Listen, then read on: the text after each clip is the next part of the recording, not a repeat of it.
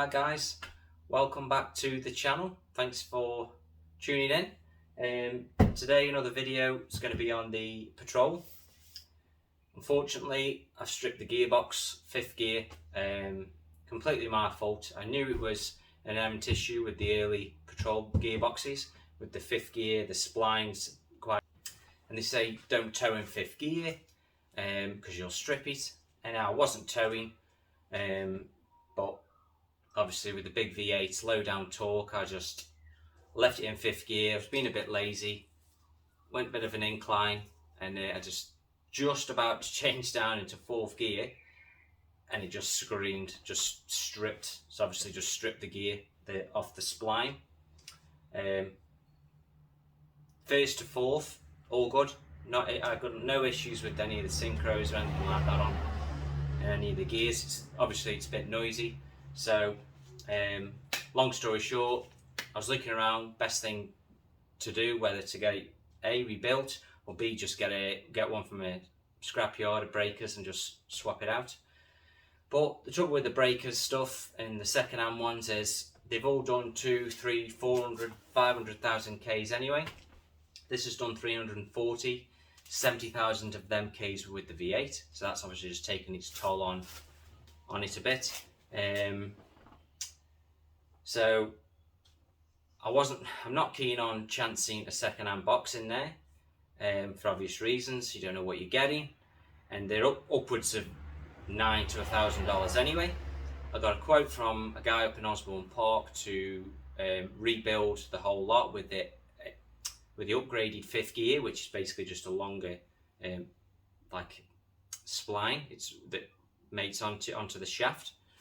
So he was going to do the upgraded 5th gear and all new bearings throughout, but not synchros, and that was 1,650. So that was quite good. Seen another guy that wants 2.2. These are all exchange for your box. Well, an exchange one was 2.2. Rebuild this one 1,650 from a different guy. So I went down the option, thought, shall I get it rebuilt? Kind of still not 100% sure what I'm going to do yet. I've had a look at like the Patrol Part website, and I can get the 5th gear, upgraded 5th gear, and the main shaft for, I think it was $367, around just under $400 anyway, for the 5th gear and the shaft. So I thought, well, I know I'm no mechanic, but I know how a gearbox works, and I'm pretty patient. I'll take my time, and I love just having a go at it. Hence, with this channel, just get stuck in and just give it a go yourself. It's what it's all about, and that's how you learn. So I've never done a gearbox before, so starting stripping this. I've done the inside. I'm starting to take everything off underneath. Going to do the drive shafts now. So I was thinking I might just get the shaft and the 5th gear, pull the gearbox apart, replace everything. If the synchros and stuff are worn or the bearings look a bit knackered, I might just swap them out. But I've had no issues with the gearbox, so it could just be a case of just putting in a new main shaft and 5th gear and call it done. Or if it just looks a little bit too daunting, then I may just send it off and get it rebuilt. But fingers crossed, it's not that bad, and I will just strip everything off it and change that part. May even go to the lengths of, I think for about $500 to $600 you can get a rebuild kit, which is all the bearings, but does not include the synchros, which probably them are the ones that are more likely to be worn out of anything really. So yeah, that's what it's going to be. I've got an engine crane there behind you. I'm going to go through the door, straight in, strap that, lower it down that way. I've seen a few videos on YouTube, look through the manual, so pretty confident I can do it if I can get to all the bolts and get everything out. So it's going quite well so far. I've got the crossover pipe off, so they're all studs. I managed to get all them off just soaked everything with a bit of WD-40, and then hit it with the heat gun, and then just cracked them off nice and slowly. So I've got the crossover pipe off, so I'm just going to start. I've done the inside, pulling all the bits off.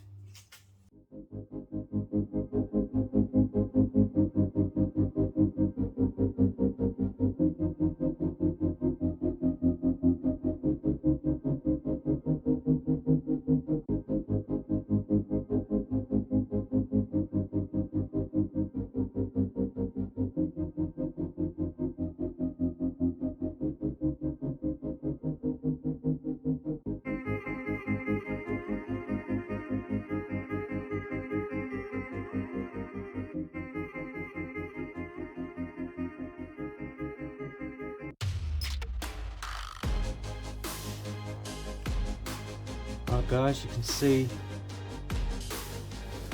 I've got that crossover pipe off there, and I've managed to get that off. So they all came off really well considering. So now I've got the crossover pipe loose, I'm going to take the sway bars off, get them off, and then I'm going to start pulling the drive shafts off, and then yeah, I'll do the old mark on the flange. Alright, so crossover's off, dropped him out. It's not too bad, it's looking alright. I'll clean that up before I chuck it back on.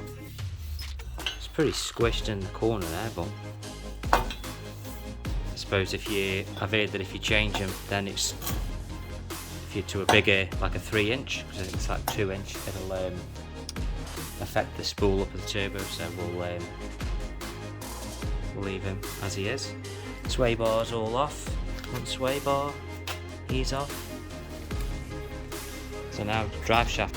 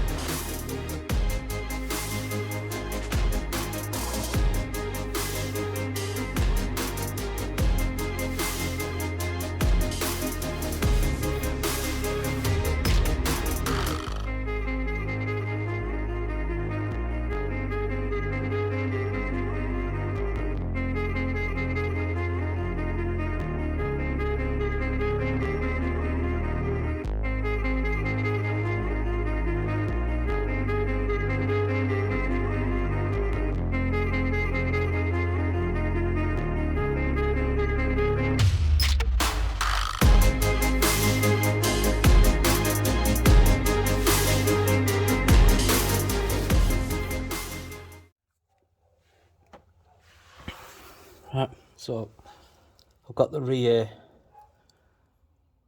drive shaft off. Now I've got the bolts out of that side there, but this end is a bit of a bitch, so I'm thinking I might be able to just leave that in and lower it down and it'll break free from that point there, because I don't think I actually need to remove this to get it out, just because I can't get in there as a cross member in. So what I'm going to do now, I'm going to remove the clutch slave cylinder, this puppy. I'm going to remove that, get that gone out of the way, and then just start looking at all the bits that I need to pull off, any cables and whatnot around there. So I'll do that now. I'm just going to disconnect the battery, and then we can get the starter motor off. Much at the stage where I can get the crane in and start dropping the gearbox. I've got four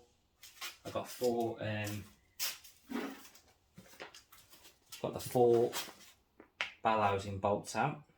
Just got to get them top two when I drop the back end of the gearbox. Like I say, sway bars off, exhausts off. The 4 bolts are out off the bell housing.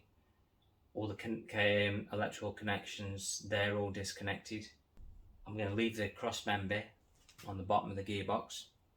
Just take the bolts out, and then maybe just, like I say, reel the crane in that way, and just slowly drop it down at the back, and then hopefully I can sort of jamming it off the spline out.